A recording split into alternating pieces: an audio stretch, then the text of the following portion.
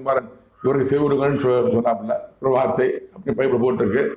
ஆனால் ஏன்ட்டு அடிக்கடி சொல்லுவார், என்ன பேசும்போது சொல்லுவார், நீ என் குமாரன் நேசகுமாரன், நான் உன்னோட கூடவே இருக்கிறேன், எப்போ கடவுள் என் கூடவே இருக்கிறார்.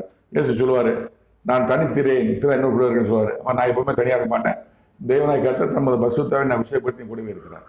நான் கடவுளின் குமாரன் என்பதை எப்போது அறிவார்கள் உலக ஜனங்கள் அறிவார்கள் உடனே உதயநிதி ஸ்டாலின் மரணத்தின் மூலமாக.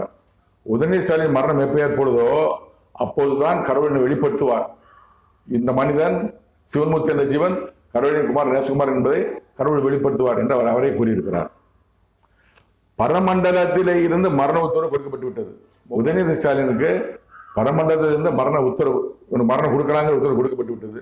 அவனது மரணம் அவனுக்கு நிறைவேறுகிறது. முன்பு சொல்லியிருக்காரு, அவனது மரணம் அவனுக்கு நிறைவேறுகிறது, மரணம் அவனுக்கு நிறைவேறுகிறது. உடனே ஒரு சீக்கிரம் விரைவில் உதயநிதி ஸ்டாலின் மரணம் கொடுக்கப்படுகிறது. கடவுளுடைய வார்த்தை பொறுத்து வந்து பார்ப்போம்.